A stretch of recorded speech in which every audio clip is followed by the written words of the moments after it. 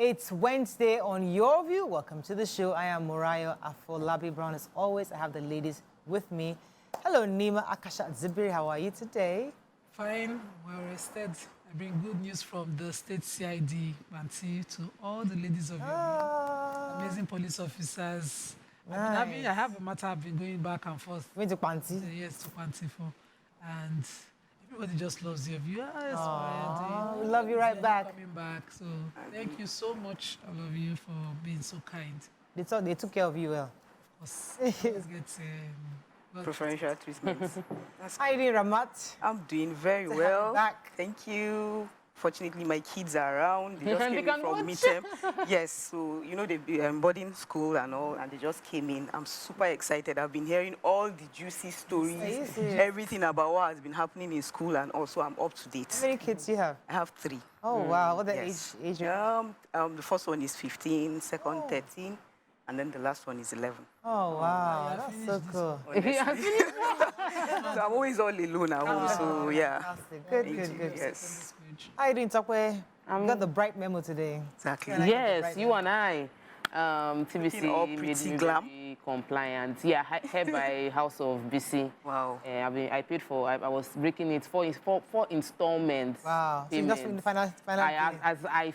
She has given me the hair over a month ago, but I had not finished the payment. So I said I'm not going to wear it until I finish the payment. Reason I'm sharing this is because many. Ada was saying it in the makeup room that TMO would never have done this 3 years ago or 4 years ago. That's the truth. Sometimes we're hurrying things in processes in life. Everything you want will still come. You just one step at a time. If it's something you want, it will come. And you don't have to rush yourself or steal or cheat to achieve it. Follow the due process over time. What is longing throating you, if there's any English like that, it will be over enough for you if you give it time. What you desire will still be. Yes, you will get it. You're right way of saying it. As in, you know, people are suffering and killing themselves prematurely over what is not worth it, what you will still enjoy over time. Take your time, you will get it. I agree. My mom used to, I used to cry growing up because all my brothers were not with me. They were abroad, and I grew up alone. And I'd be crying, and I want to travel. She's like, yeah, you travel. Travel is not a big deal. You get tired of it. She kept telling me, don't worry. Why she has swear? Yeah. But now I'm an adult. If I want to travel, I can travel. So exactly. I don't want to rush things. Life is in stages and steps.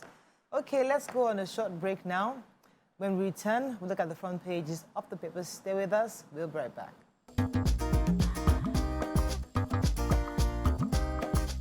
Stay tuned. YourView will be right back. Thanks for staying with us. We're going to start with the nation. Economy will get better, Tinubu assures Nigerians. FCT safe for investments, Wike tells UK. NLT protesters in peaceful march over reform pains. Senate to streamline CBN's overdraft to federal government. Edo Igodalo hopeful of victory. Lassa fever kills 5 in Kaduna. Total shutdown of 3rd Milan Bridge today. CBN allocates dollar to bureau de change as 1,300 naira to the dollar, and borrowers from banks to pay more. Okay, let me start with the major headlines. So the economic situation will improve according to our president, and pains will give way to prosperity, says our president. Also, the House of Representatives Speaker Tajuddin Abbas urged Nigerians to exercise patience and cooperate with the government in its bid to effectively implement the economic reforms that will soothe the pains. The president was speaking yesterday at the FCT.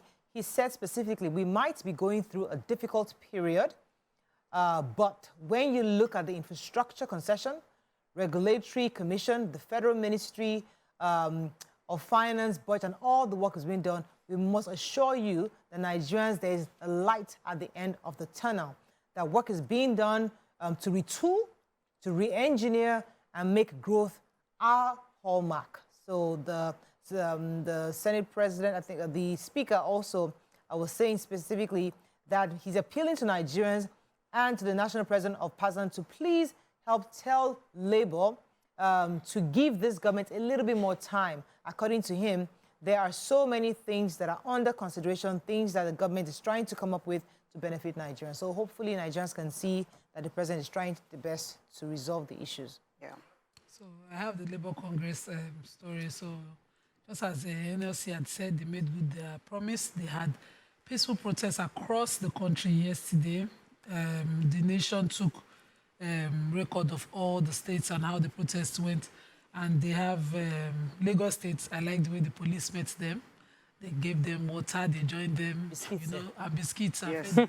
and joined. And the protest then changed to up Nigerian police. They changed the narrative. Exactly. Very beautiful. It was a peaceful one. Like that. In Abuja, the security was tight. The DSS was involved. The police, everybody joined to ensure that it was not hijacked. In Oyo State, the governor joined them. And several other states like that. But they had their peaceful protest. And as of this morning, we heard the news that, there won't be need for, the protest. But the protest continues today with press briefings and, them stating. But the government side of things is that this protest is not about the agreement or failure of any of the agreements with NLC.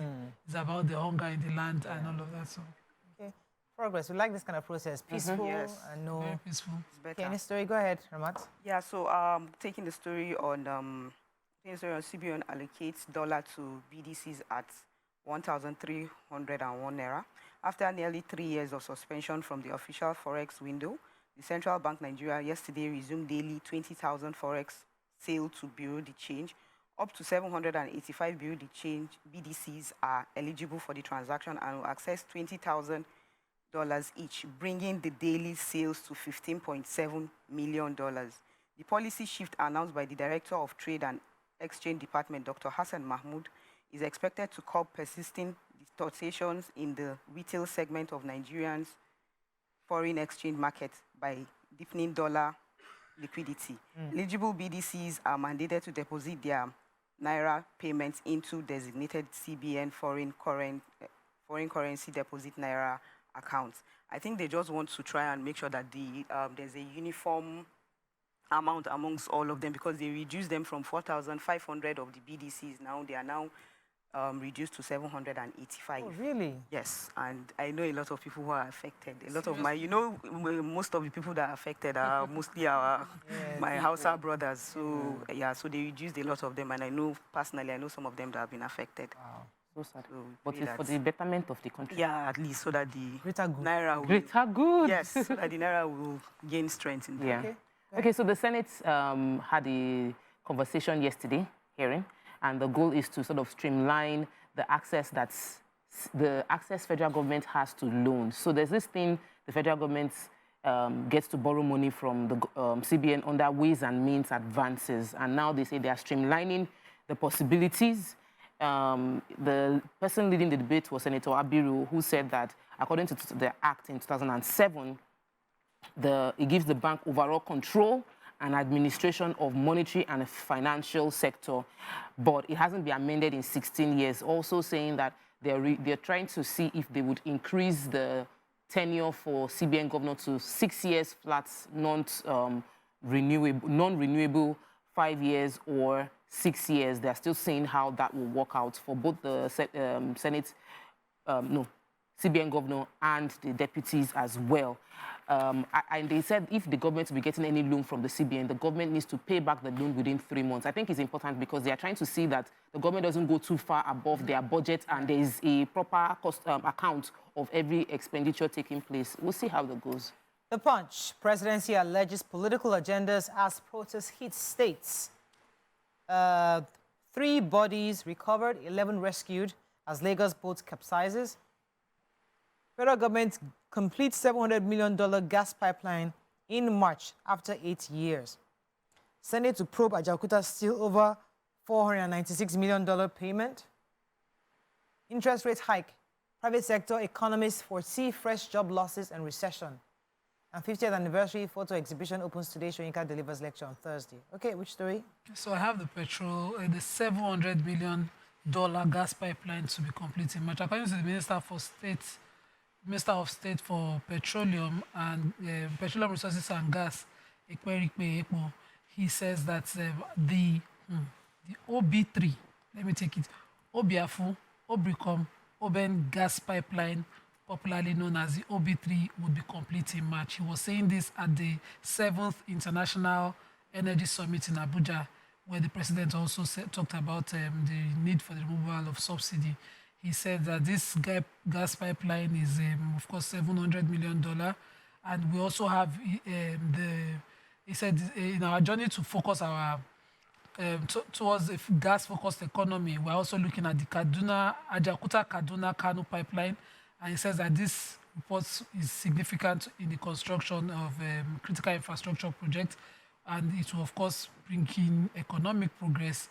He says this pipeline is the biggest gas transmission system in both Nigeria and Africa, and it will help in the supply of feedstock to the AKK pipeline. And he commended the contractors and said this is a 42 and a 127-kilometer pipeline that will supply 2 billion standard cubic feet per day. After 8 years, we're happy to see it done. Let's beg Nigerians, don't sabotage this. Exactly. Let's make this work. Because this means that we will, of course, have electricity. We will have reduced costs of transportation and, a lot of things. Let's go on a short break now. When we come back, we continue with our review. Stay with us. We'll be right back.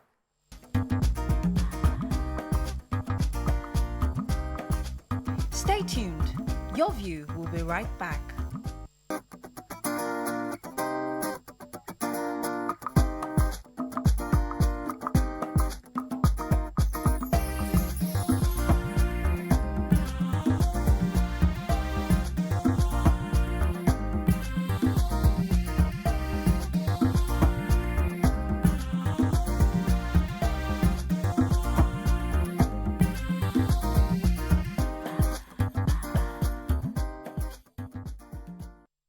Thanks for staying with us. Still on government, on Tuesday, the Senate resolved to probe affairs of the Ajaokuta Steel Company Limited and the National Oil Mining Company in Kogi State from 2008 till date.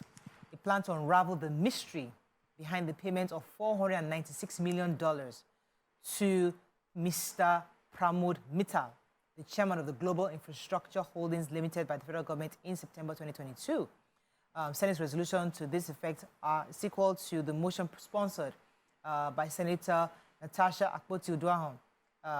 She said that the Ajaokuta Steel Company and the National Oil Mining Company located in Kogi State were established sometime back in the 70s by the federal government with potential to put Nigeria on the path of technological and industrial advancement, and we must probe why it's not been functional and why so much money has been invested in these companies and yet Nigeria is not benefiting from its products. Okay.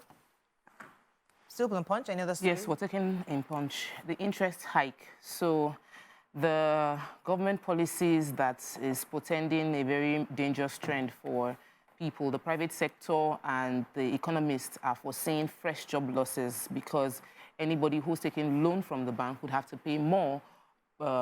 They said that the benchmark has been shifted over 400 point basis. It's going to be a record high of 22.75%.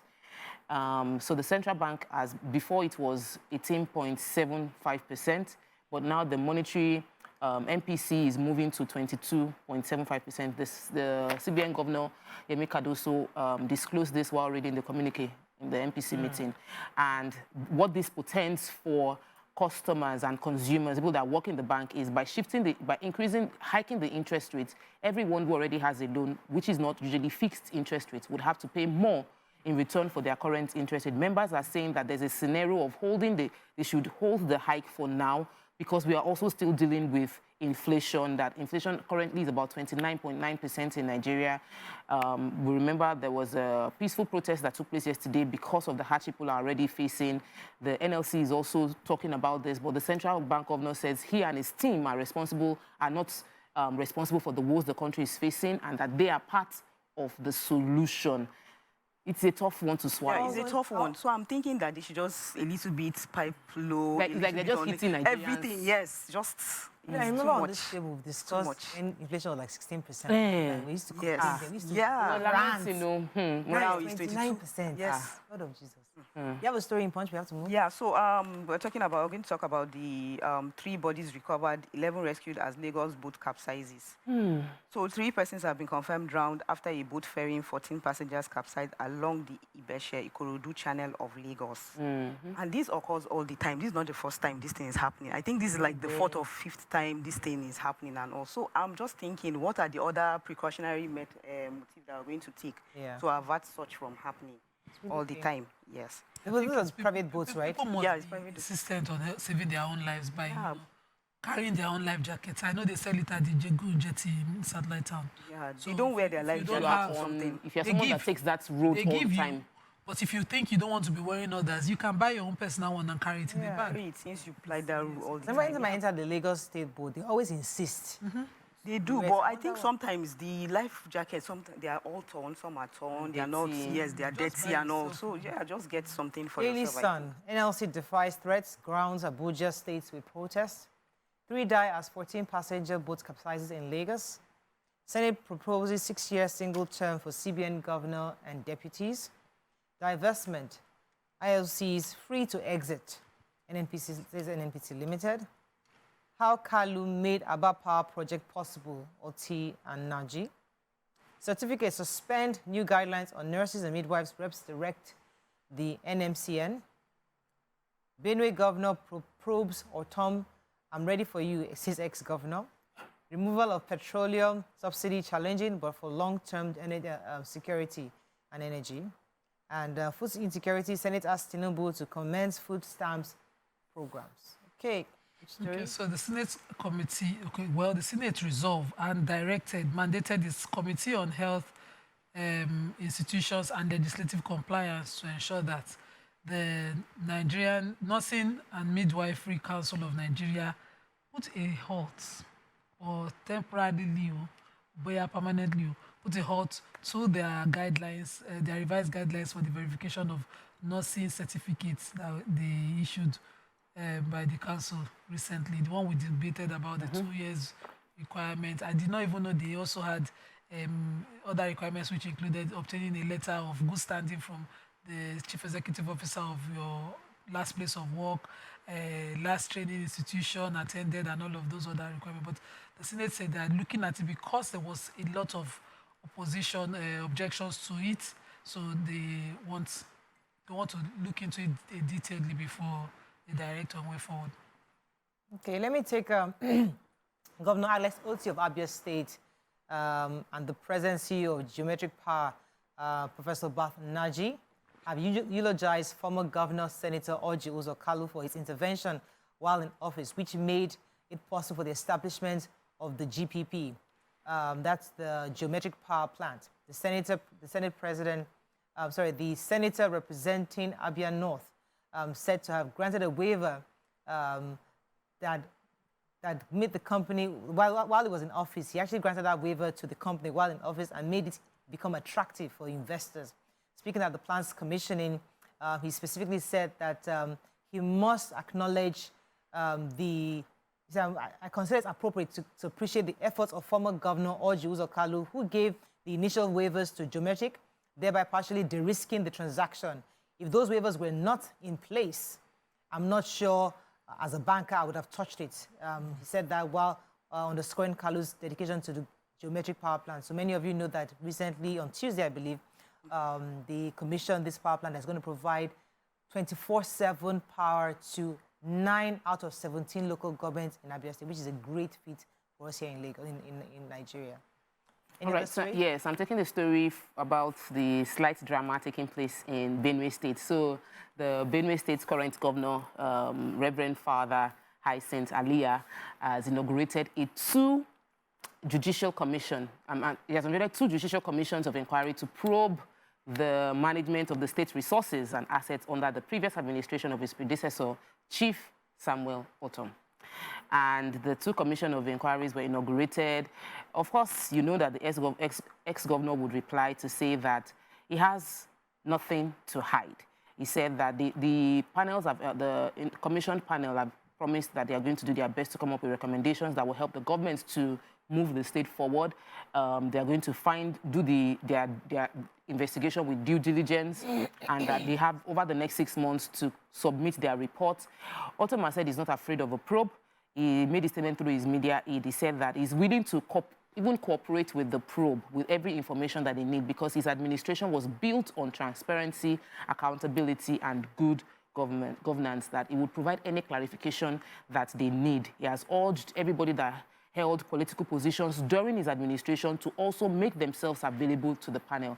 It doesn't sound like the typical political reply you would expect from someone who is about to be probed for how he spent money in administration, but we're looking to see 6 months is enough time to get the result. Yeah. Okay. Vanguard. Okay, so we have a story in yes, we have a story of the total closure of the Third Mainland Bridge. Oh yeah, the longest bridge in Nigeria is going to be shut for 24 hours, starting today. From 12. And you are island, you're going to... I'm going to the island. So it's going to be closed and all for repairs. So this is just to allow the contractor to execute major repairs on the road and all. So very soon, I'm sure all the other routes are going to be congested today. So today, it's going to be a traffic. Anybody island, please. Gridlock. I've cancelled any island. That's what we said. Gridlock today. Honestly. Okay, Vanguard, very quickly. NLC gives 17-point demand to Tinubu suspends protest. CBN jacks up benchmark interest rates to 22.75%. Lagos shut Third Mainland Bridge. Tinubu explains petrol subsidy removal decision. Ighodalo begs Shaibu, others for support, promises inclusive government. Suspicious $26 billion passed through Binance Nigeria in 1 year, says Cardoso. I'd love to get that story. You have that? No. Please, I saw it online. According to him, in response to the Securities and Exchange Commission, who had said that the Binance Nigeria Limited, which is a subsidiary of Binance, was an illegal establishment, the CBN governor was speaking and said they were working in collaboration with SEC to ensure that no manipulation of there's no manipulation of the FX market, and he said that they are concerned that certain practices go on that indicate illicit flows going through a number of these entities, suspicious flows at best. And he said in Binance's case, in the last 1 year, $26 billion passed through Nigeria from sources and users that they cannot adequately identify, and that there's a lot that is going on now as a result of collaboration with SEC and EFCC and the police, of course, and the Office of the NSA to ensure that this stop, and that the more information they get, they will share with us how it is done. But 26 billion is not small money, it's huge. And I don't understand how you run a business without doing due diligence. I'm just hoping that these are not some of the reasons we are suffering hard. Any other story in Vanguard? Yeah, I'm taking the story about Aswe Ighodalo.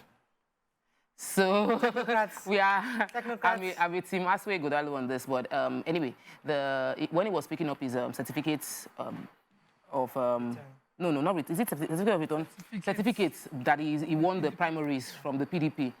Oh, certificate of return for the PDP. He said that he appealed to all his other contestants, mentioned Shaibu, that it would be impossible for him to be able to do what he wants to do if there isn't teamwork, and that his promise is to make the youths of Edo State, their creativity, their hard work for them, and for him to do that, he would want the PDP team to work with him, the entire PDP. They should set aside their personal injury concerning how they feel the primary went, that this state is going to work for Edo people, and it will be a pride for PDP. I just know that our road in Ewoimi is going to be good. So I think if all other state governors follow this route, we are going to come out very well. He spoke very well, though. It's not about the party. So for those of us who have been following Obaseki, we understand that one of the reasons why he's supporting this guy is because of he wants someone that thinks like him. But at the same time, we have to also understand is Shaibu. He's a politician. So we have to find a way to merge. Yeah, we have to merge both, because you can't have one without. Which is why I like his language of begging. And we said, I'm begging, and he mentioned the names and said, I'm begging that let's work together. Yeah. Yes. We are begging. You did not say Bela Bushika. This is kind of Bushika is wicked person. Can you imagine? Okay, let us take. I was going to take a story. So our president, I need to take his story because I feel that it's important for him to keep talking to us. Because when Nigerians are going through this kind of pains, it's important to hear from our president. So he's speaking again. President Bola Tinubu, in his address, explained that the decision to remove subsidy on petrol was a challenging one, but necessary to ensure the transparent and accountable energy sector. Specifically, he said, I am acutely aware of the immediate impact this decision may have had on our citizens, especially those with lower incomes. Therefore, in parallel with the subsidy removal, my administration is committed to implementing social intervention programs to mitigate the short-term effects on vulnerable populations. These programs will ensure that the burden of the subsidy removal is shared equitably and that most vulnerable amongst us are protected. This is crucial because I'm told, I read in papers that they're hoping to have some food stamps programs, stuff to help the poor where they can at least feed in the minimum. So it said the petroleum subsidy was over the years strained our economic resources, leading to inefficiencies and most importantly, hindering our ability to invest in critical areas and sectors. Okay, any other story in Vanguard? Let's move on quickly now to the Nigerian Tribune.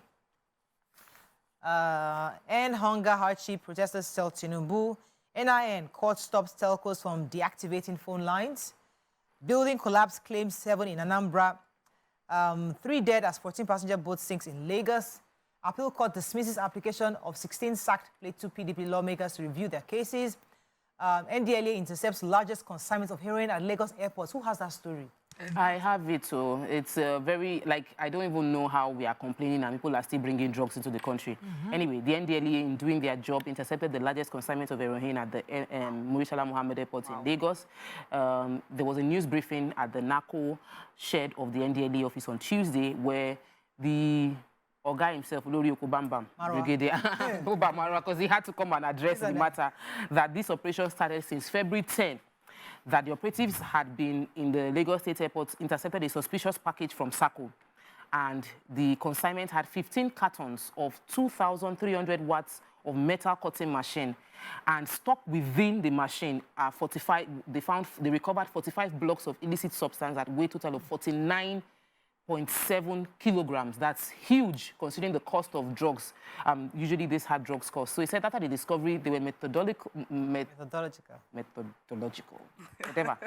So they did their investigation. They found that it was they found the clearing services, the logistics company, and all of those that were involved. They did a follow-up to the warehouse in Shogunle area of Ogun, Oshodi, and arrested the warehouse manager. They interrogated the people that will be distributing the drugs. We're still waiting to hear. I wanted to be sure if they were able to grab the source, but we did not hear that they grabbed the source. But at least we seized this one. NDLA is working. They are working. Support them. Yeah. Okay, let's go on a short break now. When we come back, what's our next segment? Stay with us. We'll be right back.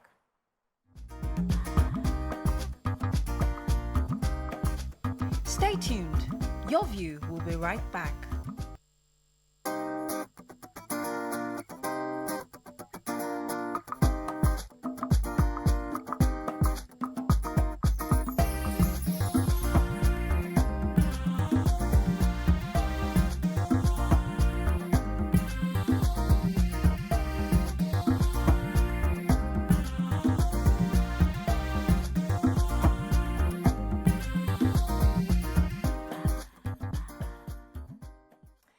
Thanks for staying with us. So this segment, we're going to be talking to the Commissioner for Agriculture, Honorable Abisola Olusonya. We saw a video of her where she seemed to be expressing her grievance and anger and frustration concerning malpractices amongst marketers and even food sellers. Let's watch this clip so you have an idea what we're talking about.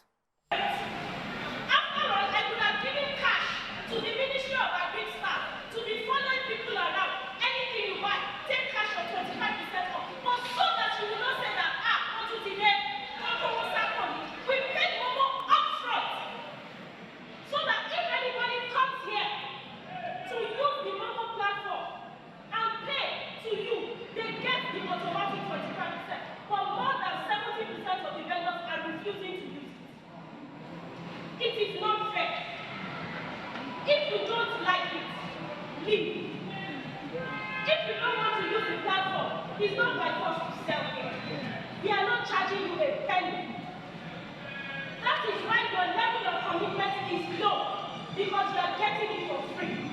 If we were to charge you money and say for you to sell here, pay 20,000 naira, pay 50,000 naira, you will not do what you are doing. But because we make it free, that okay, let this place, let people know this place, let people understand how this place should run, and let them know and know. And that's why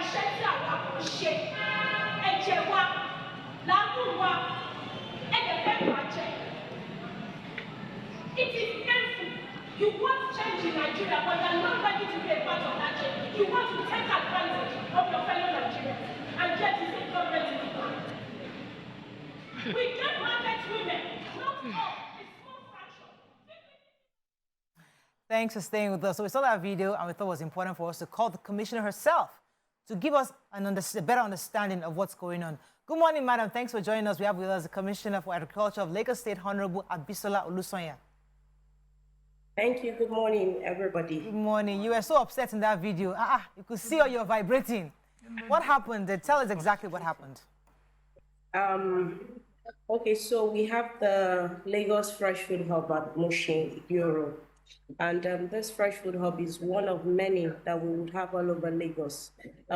It being the first and the pilot, we felt it was needful at least to use it as a sensitization platform, particularly for the market women, because they would eventually move into that space to start to sell.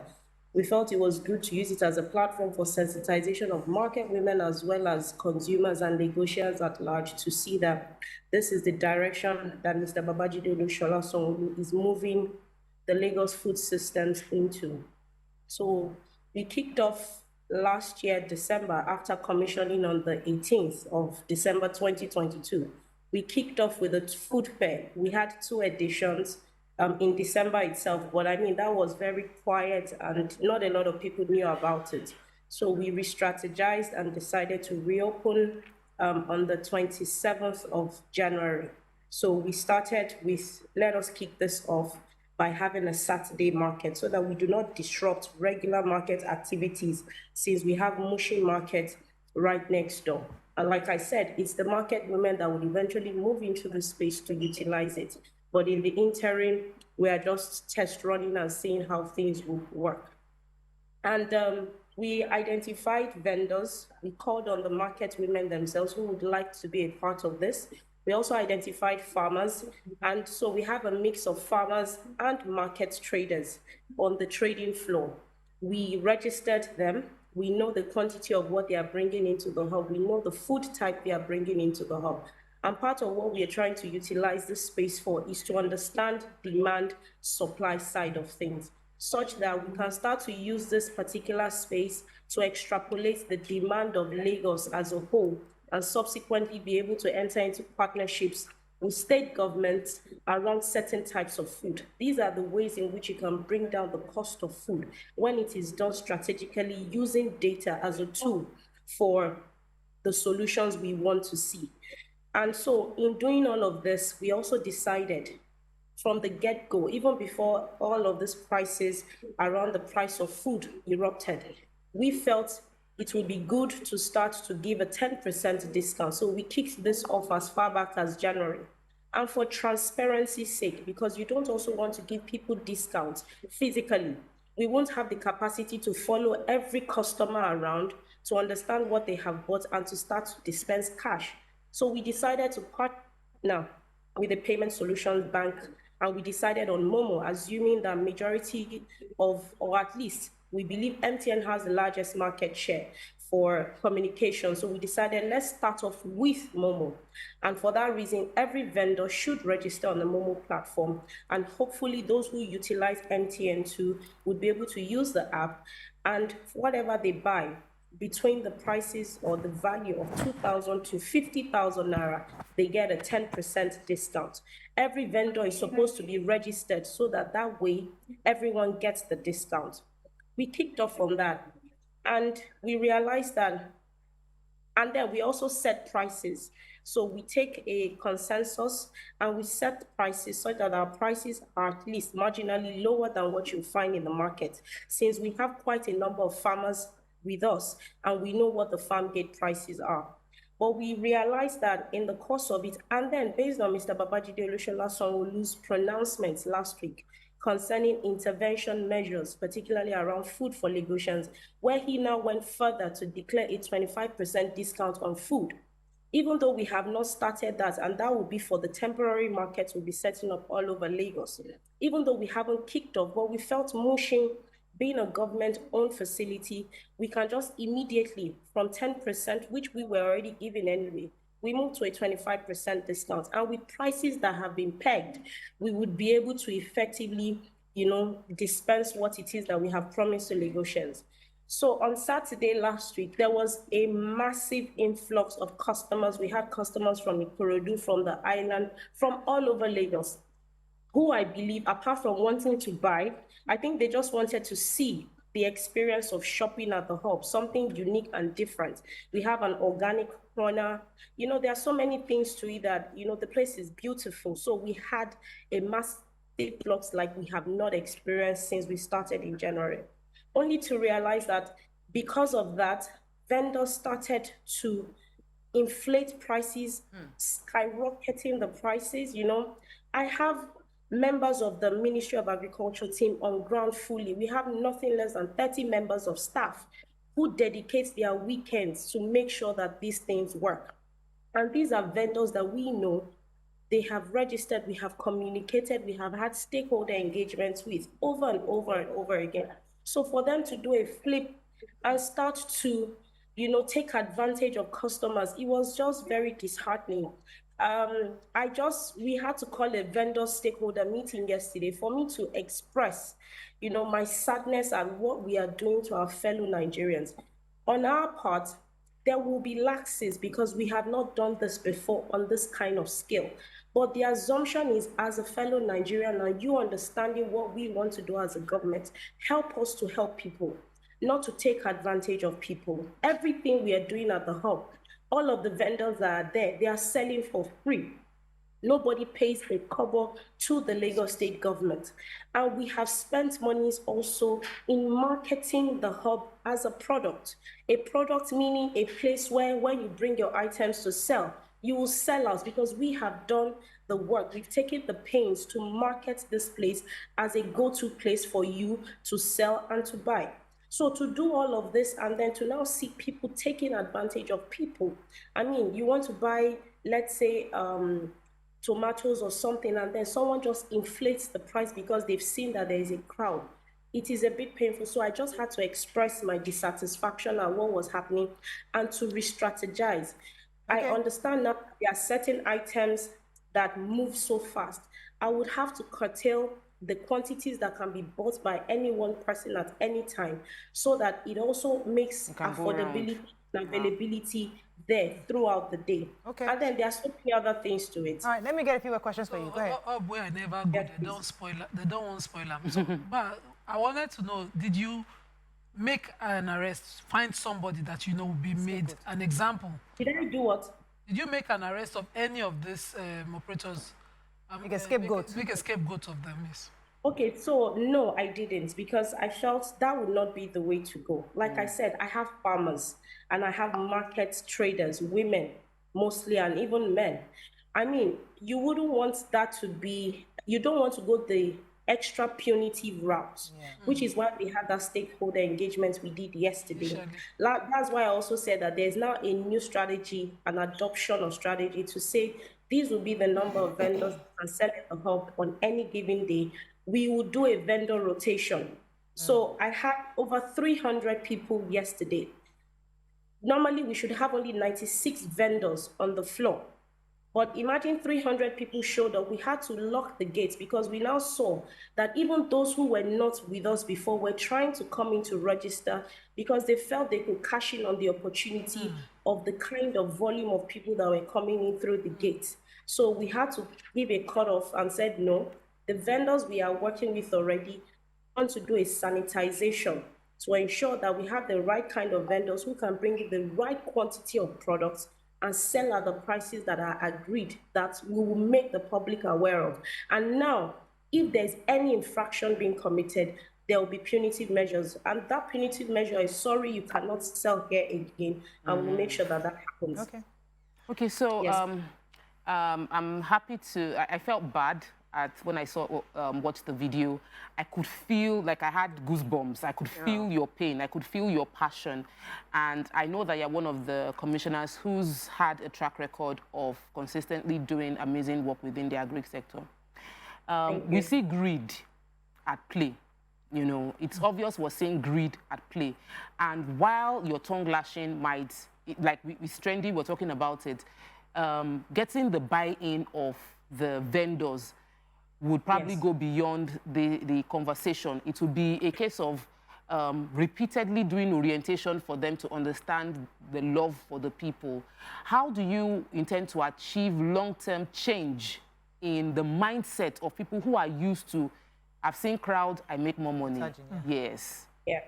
So amazingly, the way the hub is built, we have spaces for stakeholder engagements, we have spaces for seminars, we have space for that kind of back and forth. So in the last 4 weeks also, we have been engaged in trainings. We've trained market women from Mushin, from Oshodi Solo, from Ikeja. Just last week, Saturday, at the same time, we trained 800 butchers. And we collaborated with Loma, with La Sepa, with Lashra, and Lashma on Ilera Eko. We felt that the hub can now become the space where traders across Lagos can start to converge. And we as government, and I'm talking about MDs, see this set of people as unique stakeholder group. We can start to communicate more of what government is doing. So we are actually engaging market traders, we're engaging farmers, we're engaging butchers, we're engaging stakeholders in the food systems simultaneously as the market is ongoing on Saturdays. So that is why also, by right, the hub, it's supposed to be also a collaboration between the local government, the market association, and now the state government getting involved in it. The idea is not for us to run the hub perpetually. We are giving ourselves a 6-month timeline to do this fair, which is more of trying to buy time to sensitize the traders and to sensitize stakeholders till we understand that, yes, they have imbibed what it is that we are trying to push out there, that there is a better way, there's a newer way of market reforms. And then they move in, take over, and we are out. All we will need to continue to do is enforce, supervise, and with the other MDAs, like I mentioned, we continue to work together to make sure that there's sustainability in place. So engagement and sensitization is ongoing concurrently. Okay, go ahead, Ramat. Okay, I must say that you're doing very well so far with this project and all, but this is not, I'm not going to ask a question, I'm just going to suggest that maybe you should probably have price tags on the products so that when they come in, they will look at the price and get it up there. Or you have a central pain point. Like, okay, for example, if a vendor comes and says, these are all my products, you say, okay, how much is this whole product? They tell you, and then, okay, you're going to sell as so. You just add a little profit, and then, you know, you put the price. You put the price, and then when they finish, when they buy, when customers come and they buy, on their way out, they just pay and just make it like a central. So this is just a suggestion. Okay, thank you very much. That is akin to going the supermarket route. A supermarket be owned by one individual or entity who has floor managers, and those are the dispensing points or till points. That can work. This is supposed to be a platform for multiple vendors to come in to sell their products. So having a centralized tilling point might be a bit tricky, because then what it would involve is you will now have to have every vendor. It will now be sell by weight, put your sticker on it so that we know the value, and then when you get to the till point, you pay, and at the end of the day, you do a redistribution. It may be a bit tricky because the market is not built to be that way in its entirety, but we can still tweak, readjust, re-strategize, such that at the end of the day, the consumer wins, the trader also wins, and as a government, we achieve what we want to achieve around ensuring that food availability is possible. So for those of us that have never been to Mushin, because we've been hearing about it, it's been trending on social media, everybody's going there, taking their cameras. We are hoping that you bring it to those of us who are in there. Where are we now? Ikeja. There are those on the island, there are those in Ikeja. When are we going to be experiencing these hubs across the state? What are the timelines you're working with? Okay, so Mr. Babajide Sanwo-Olu had mentioned he's building 3 simultaneously right now. So one is already ongoing at Agege. There's another one to kick off construction. That's March at Shangotedo. Then we have another one at Abuleado. We've also been receiving a lot of referrals to other locations around the state. But the key idea is to have minimum of 1 across each local government. And this is a collaboration with the local governments themselves to ensure that this is all over the state and we begin to have an urban renewal approach to how we build and to build markets that are functional. That's actually the bottom line. Build markets that are functional to our people, to our situation, and to show that this is a model that indeed does work. So that at the end of the day, you get market traders off the streets and get them into proper spaces where you and I can be happy to go with our kids on weekends to shop. You understand? So that's the whole idea. We would have all of this across Lagos State. But it's a collaboration between government, private sector, local governments, and private individuals. Let me let you go. Thank you so much. I think you're doing a good job. I mean, I don't know how to say it in English, but don't exactly. I know we the people can get frustrating and annoying, but please don't mind our people. Eventually, they would align and adjust. And I think we like the fact that you're hands-on. You're there, which is great and it's good. So well done. And hopefully, we're looking forward to the ones. All right. Let's go on a break now. When we come back, what's our next segment? Stay with us. We'll be right back. Stay tuned. Your View will be right back.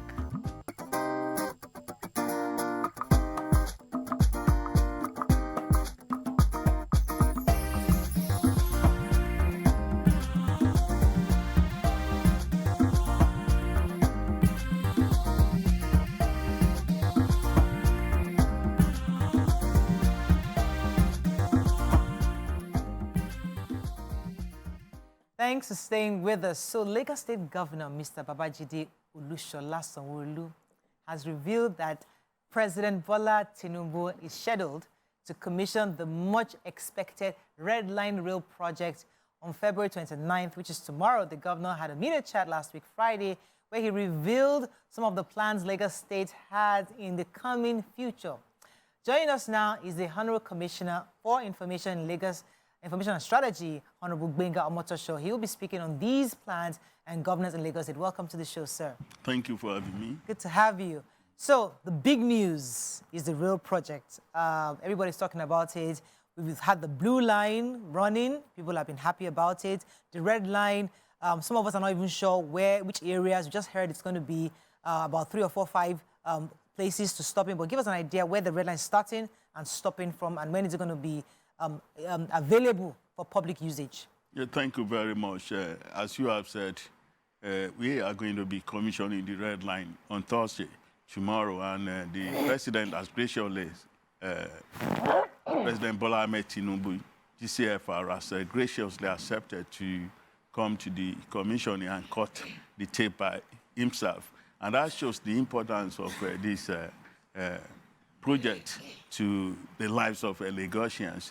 It's going to be transformative. It's going to change a lot of things in our culture, and it's going to change a lot of things in the way we commute in Lagos. It's going to start from Agbado all the way down to Oyingbo, having about 8 stops: Agbado, Iju, Agege, Oshodi, Mushin, Yaba, Oyingbo. So it's going to be moving like that. So the kind of journey that you have about 2-3 hours now, sweating, shouting, screaming, you no longer have that. It's going to be smooth, all jolly ride, all the way from Agbado in Ogun State down to Oyingbo in the heart of Lagos. Agbado is in Ogun State. I'm super excited to hear this, knowing that route and how we had to do it by Molue those days back as a student. And I'm wondering, how complete is it? I know the level of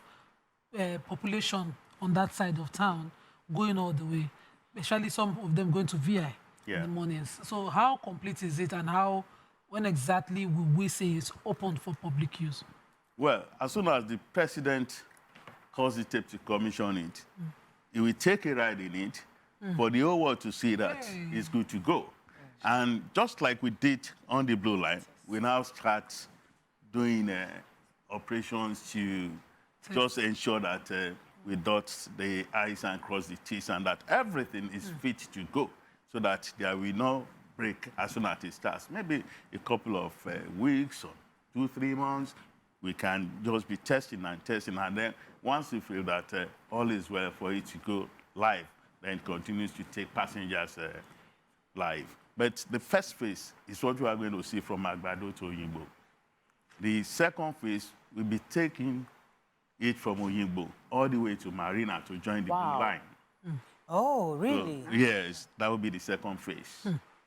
So it's all about... let me understand. So today now, right, like from when after the president cuts it, I go from Agbado all the way to all those stops you mentioned.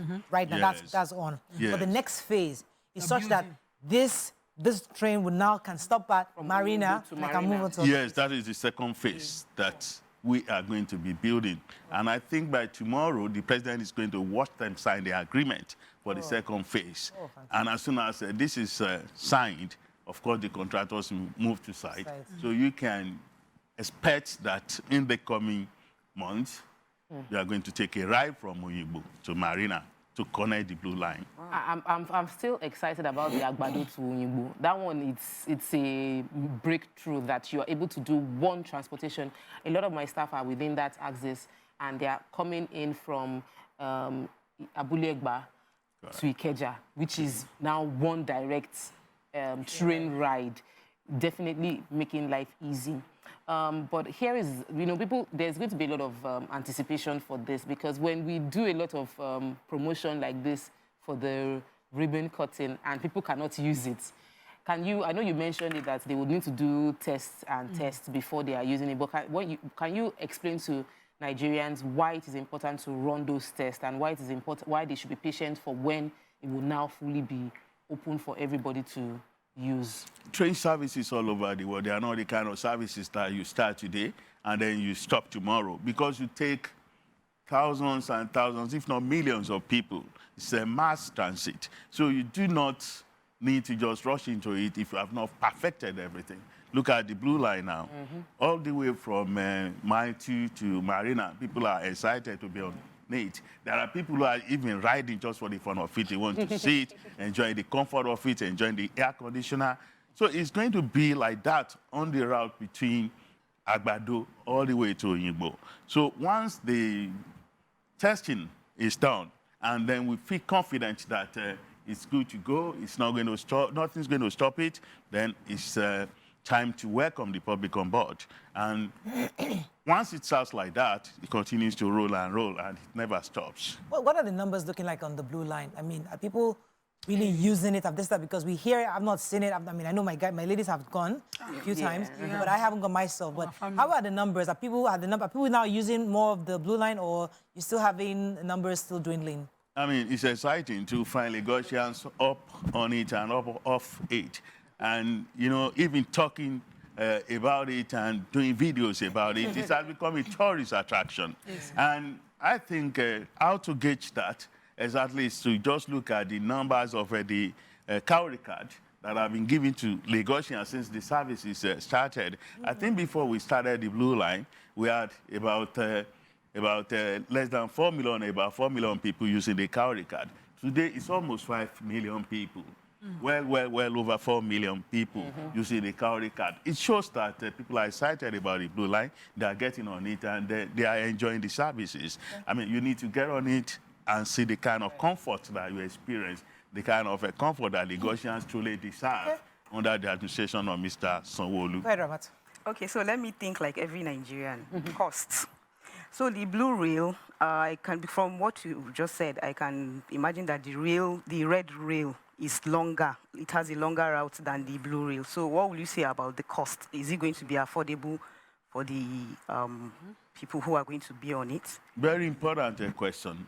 That was the kind of question that was raised when the blue line was going to be commissioned. And today, people are not even looking at the cost. They are just looking at the kind of comfort they get whenever they get on board, and the kind of speed that it takes them to get to where they are going to, and the kind of stress that they no longer have to carry because they are trying to commute from one part of the city to another.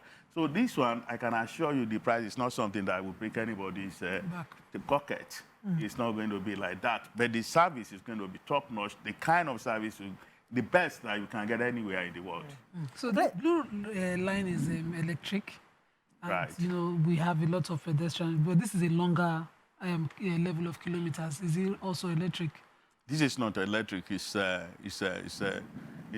diesel powered.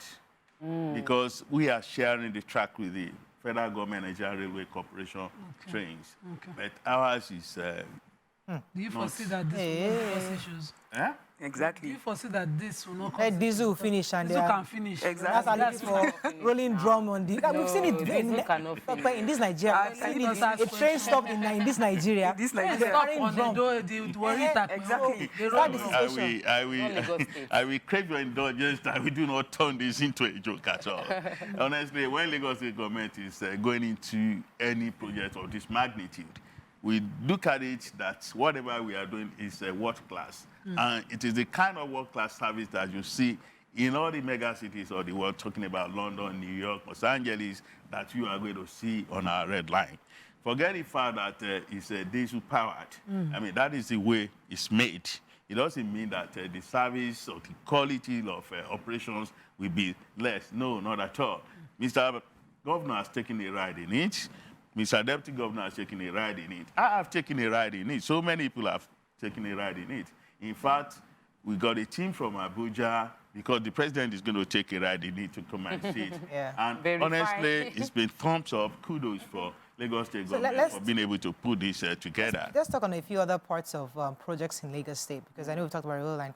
What's going on with our waterways? I mean, I've been looking forward to when, you know, something, because we took a story in the earlier, you know, accidents happening on the waterways. And I know government is doing everything to work with partners, what we can do to develop, make it a real mega city waterway where you can have tourists come in there, enjoy the waterways, communicating, and even transporting themselves from different parts of the state. So what's going on with that? How is the commissioner, what's the updates on that? Well, by the time Mr. Sanwo-Olu came in as governor, we had about 7 ferries working. Then we put in 7 more. We had 14. Today, we have 21 ferries working. And including one that is a barge that can take up to 200, 300 people on a ride around Lagos to see the beauty of Lagos, to see the beauty of nature, to have a party, to have fun. And any moment from now, I think about 40 more will be added. Wow. These are 70-seater ferries, 80-seater ferries, 21-seater ferries.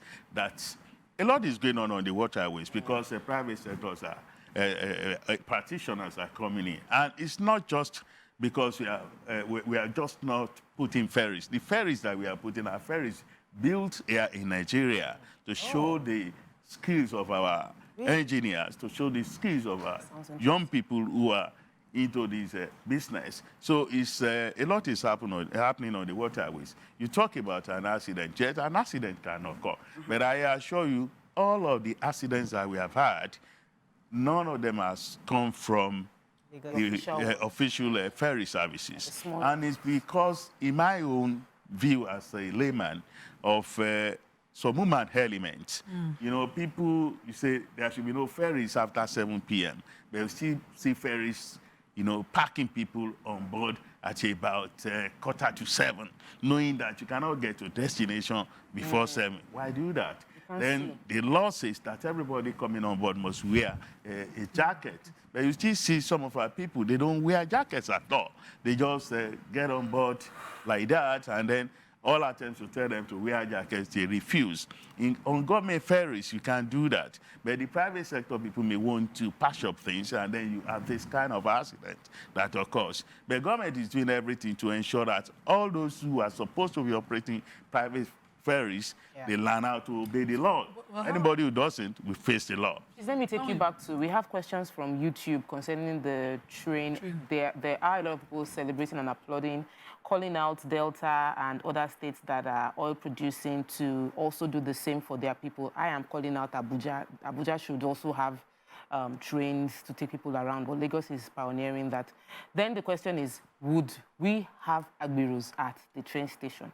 We don't. They said they don't want Agbiros at the train stations. They don't want area boys as train attendants. How do is that what's going on blue line?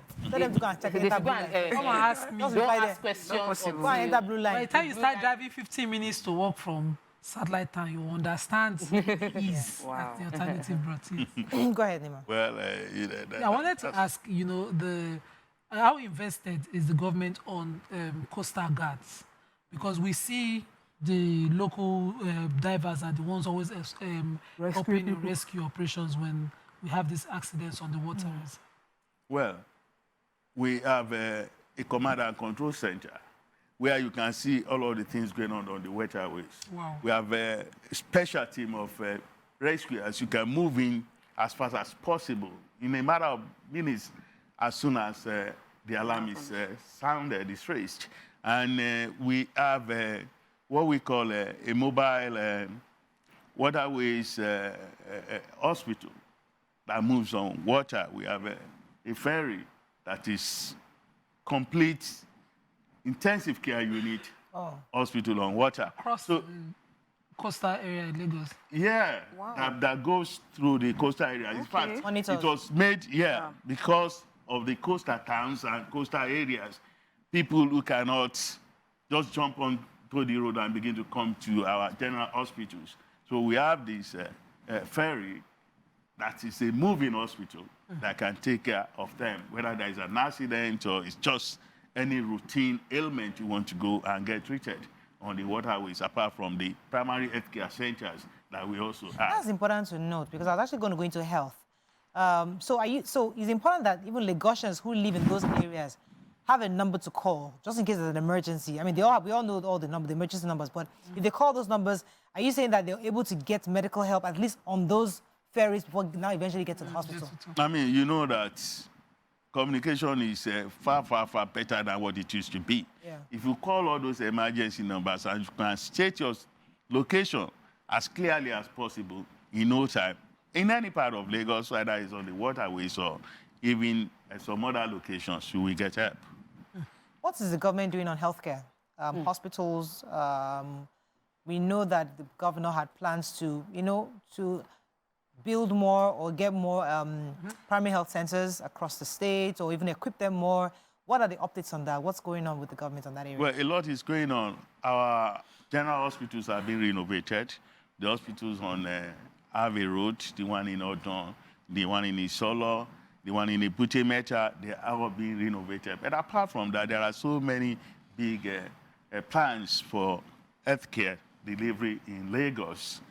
If you go to the island, you see the new Mercy Street Hospital. By the time it's completed, it's going to be the biggest pediatric hospital in West Africa.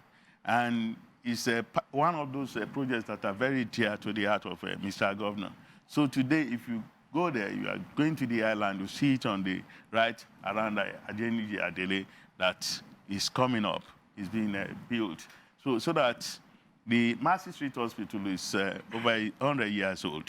So the new Mercy Street Hospital is the one that will now carry on all of the things that the Mercy Street Hospital is doing. And apart from that, for the first time in decades, we are building a new general hospital in Ojo. It's nearing completion. And then in K2, we are building the mental health center. Mental health is part of health that people don't pay much attention to, whereas it's very, very important. People are undergoing stress. People are undergoing depression. So this hospital that is going to be about 500-bed hospital in K2 engineering is going to not just be a hospital for mental ailments, it's also going to be a rehabilitation center. So, and then all our primary healthcare centers, I remember when we came on board in the first time, we were all asked to go to those primary healthcare centers to visit at least 2. And then I got treated in one around Ikeja here. And all of the things that we saw that were the ailments of those health centers, we brought back to ESCO, and Mr. Governor directed that they should be fixed. Most of those things today have been fixed. So the hospitals, they are looking very good.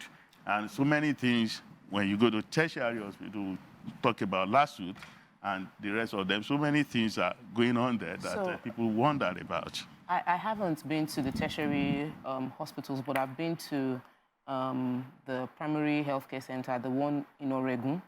There's one along that Kudirat Abiola way that I visited. I got treated, it was family planning, and I saw many people come for the same thing. It was free. I wasn't asked to pay anything. It happened less than 6 months. However, I saw people that came for malaria treatments, and some people wanted antibiotics, and it was not available in the pharmacy. So there were prescriptions written. So in recent times with inflation, the cost of drugs have gone really high, and it would be good to have the primary healthcare centers, most importantly, have access to the pharmacies being full and subsidized, because things that shouldn't kill people might end up killing people because they can't afford to buy simple anti-malaria drugs or antibiotics to deal with typhoid. What would you say to that, sir? Yeah, you are quite right. Things that shouldn't kill people should not kill them because they don't have access to drugs. But as I speak with you now, the Commissioner for Health, the Health family as a whole, they are having discussions with manufacturers, because on Thursday during the media chat that Mr. Governor had, he spoke about people who are hypertensive, people who are diabetic, that they don't have to go through so much stress for them to be able to obtain their drugs. So all of these things we are doing, talking to manufacturers to see how the cost of medication can come down. And it's unfortunate maybe you went there at a kind of a downtime.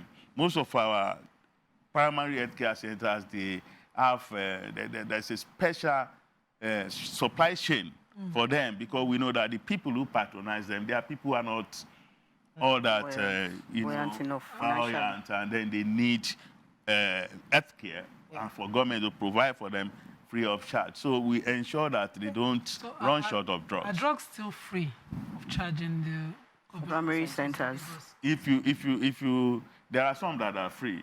If you are charged, it's infinitesimal, something that is not really significant. I think malaria drugs should be free, honestly. Yeah, I think so. I was treated at that primary healthcare center, and I think I spent about 1,000 naira.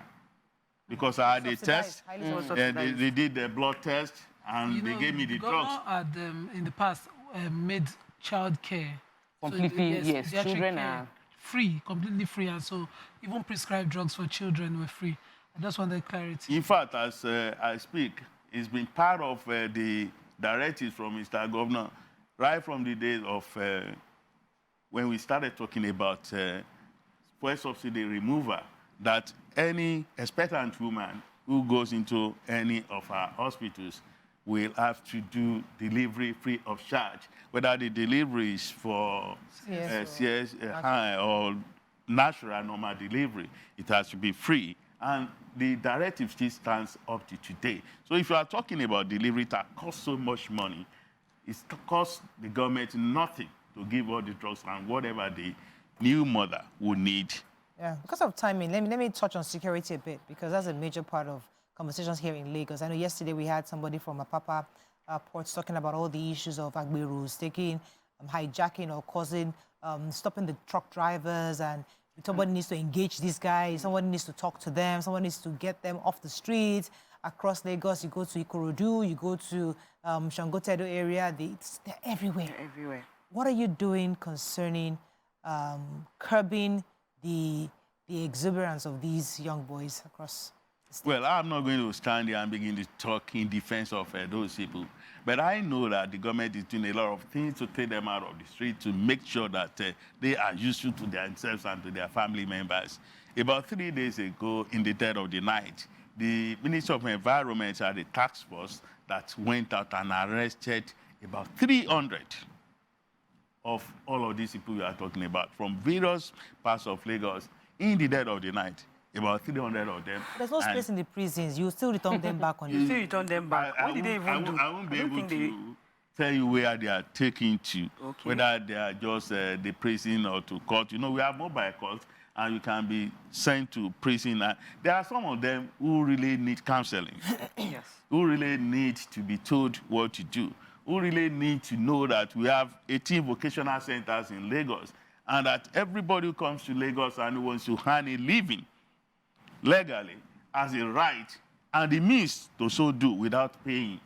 18 vocational centers, you can learn a trade. And when you come out of those centers, you are not living to your own devices. You are given equipment to go and start life anew. So all of these people have to be told this. All those guys who stop on the road and harass truck drivers, they are not true Lagosians. I mean, that is criminality. And the thing is that most of our people, instead of complaining to the right channel, they will rather prefer to talk to the media and say, see what is, or go on the social media. You know, the police cannot know everything that is going on unless you tell them. So I have seen the police arrest some of these people. Nowadays, you do not hear anymore the way you used to hear about traffic robbers. So many of them have been taken in by the police. So the question of security is a very big question that Mr. Governor does not take lying low at all. That is why any moment from now, the police and all security agencies in Lagos, they are going to be having about 300 brand new patrol vehicles so that they can be more visible, so that they can be more mobile, so that they can be more accessible. We do have fuel, sir. So that when you have this kind of problem about people stopping trucks, you call the police, they can get there in minutes. Right. Our guest yesterday was talking about the persistent traffic on the Apapa-Oshodi Expressway leading to the ports and, you know, and the effect of it on businesses. He talked about, you know, how it's affecting exports largely because, you know, export products are sitting on the roads for hours, you know, running into destruction of deterioration of most of those products before they get to where they'll be checked abroad. How is the government looking to partner with the amalgamation of Truck Drivers Association to ease traffic? What's the situation particularly? You see, in most of the things that we do, we are our own enemies. You know, all these truck drivers who complain and all of the people who complain about traffic on the road to the port, they are also part of the problem. A few days ago, in the dead of the night, there was an operation to clear under the bridge in Ikeja and some other places. Do you know that we discovered number plates that are fake? The government brought technology into freeing the traffic congestion that, along the port road in Apapa. And instead of people allowing it to walk, you get a call up. Once they call you, that is when you now move your truck down to the port. Instead of everybody just clogging the place and then getting businesses stuck. So what they now do is that they ensure that no matter what you do, they will be the ones to be caught because they will just change their number plates in any way. So we found all those, you know, all those fake, we have a lot. Number So now you cannot have a lot. So once you do, I mean, you even feel that technology should be able to resolve the matter. Yeah, But there are people who want to find a way to get around Negative the technology creativity. and begin to, you know, disrupt the regularity. There's just a way out of everything. Because it's still the same thing. Yes. Culture and technology. Yes. Because we believe that technology will solve problems. But in Nigeria, culture is defeating technology hands down. As long as the government does not give up. Sir, on waterways, can we have something like police on water or something so that they can checkmate the lack of use of the life jacket and so that we can really avert these accidents that happen? Before you get on board, there are people who check. Those people who check, for government vessels, I know that they do their job very well. But because of making profits, taking more than the passengers are supposed to take, I think the private sector people, they just overlook this particular very significant aspect of their operation. And then they cause the kind of accidents that you see. And looking at other things along the waterways, Lagos State government spends a lot of money to assist the marine police to ensure that there is security on our waterways and that all is well. So I feel it's those private sector guys that we have to pay more attention to. Real estate, the way prices of things are jumping and skyrocketing is wonderful. And while I understand that the government is focusing more on the crucial needs of human beings like food, which is accepted, what can the government do as an intervention within the real estate space to ensure that we won't have, because we can already see many construction work going on. Over the past 3 months, I've experienced major inflation, which might mean that they are unable to deliver, which will bring a problem to the court system. How can we, what can the government do to interject or to stem the tide of inflation? Well, inflation is not just a government problem. It's a problem for all of us. It's a problem for experts to resolve. It's a problem for all of us to agree that we want to resolve. When the government is pulling it one way and ensuring that either in the real estate sector or in any other sector that prices are going down and that things are normalized, you see some people who are finding a way to make profit, who are greedy, who do not have any cost at all. I mean, all of a sudden, you just saw that cement prices went up a few weeks ago. And then the government had to move in to say, hey, pull the brakes, it shouldn't be this so. And I feel that after that, there was a little bit of a calm in that sector. So I feel that all of the agencies that we have which are regulating all these things about estate agency, about housing, development, and all of that, if they are allowed to do their job, and people really believe that it's for the benefit of all of us that services are being rendered and they should obey the law, I think it's going to be win-win for everybody, either the person who is buying or the person who is selling. Our time is up, but we thank you very much. We wish you the best for tomorrow's commissioning. Thank you and so hopefully after the test run, because you have to see how the carry card works. You go in, you get to your destination. All that flow has to be established before we now open up to public. So hopefully, once it starts, we'll definitely love to see the review and hear about the review. Thank you so much. Yeah. Okay, I hope you've learned a few things as we have. Have a great day. We'll see you tomorrow. Bye for now.